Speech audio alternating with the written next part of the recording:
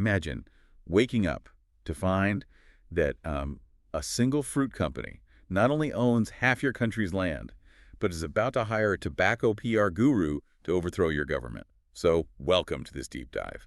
Today, we're taking our stack of sources and unpacking some of the bizarre, really lesser-known facts about the 1954 Guatemalan coup.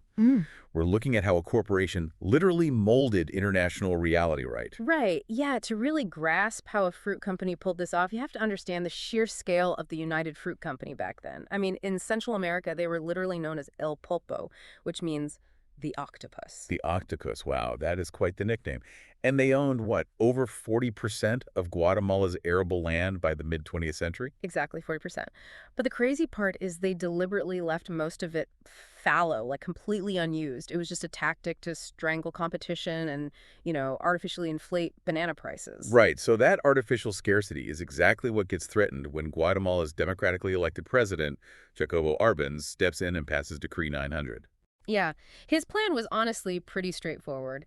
He wanted to take any unused land larger than 600 acres and just redistribute it to landless peasants. So naturally, the octopus completely panicked. But instead of just sending in, an army of corporate lawyers, United Fruit brought in Edward Bernays, the self-proclaimed father of public relations. Yes, Bernays. And his strategy was essentially a 1950s version of what we'd now call internet astroturfing. Like generating fake grassroots outrage to push a corporate agenda.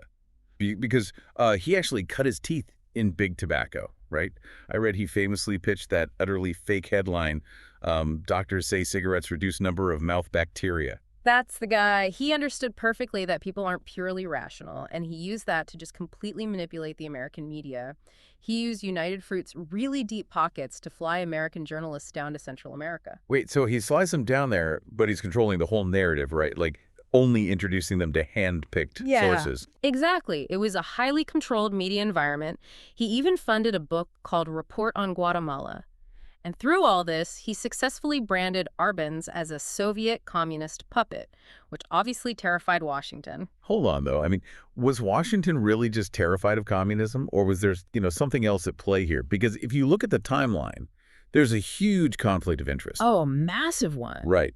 Both the Secretary of State, John Foster Dulles, and the head of the CIA, Alan Dulles, had literally been on United Fruit's payroll for nearly 4 decades. Yeah, through their law firm, Sullivan and Cromwell. And Sullivan and Cromwell wasn't just any firm. I mean, it was basically the legal shield for United Fruit. So when Arbenz took the land, the CIA didn't just see a geopolitical threat.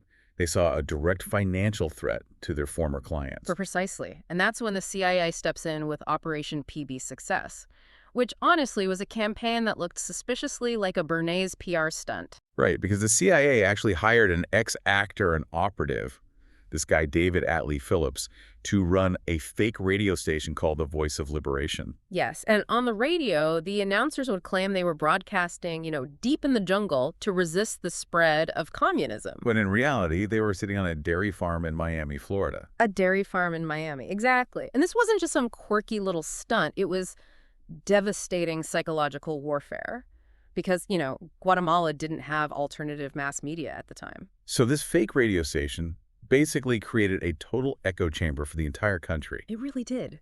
By blasting tailored fake news like claiming a local lake, Lake Atitlan, had been poisoned, they generated widespread, genuine panic. Man, if you were listening to the radio in Guatemala in 1954, you would have sworn your country was just collapsing from the inside out. Oh, absolutely. They broadcasted fake reports of massive troop movements, making the Guatemalan government feel entirely surrounded. The operatives explicitly treated the targeted, unaligned public as just a naive soap opera audience. That is wild. And it worked, didn't it? They broke the government's morale and convinced the military to just stand down without having to actually fire a shot. They did.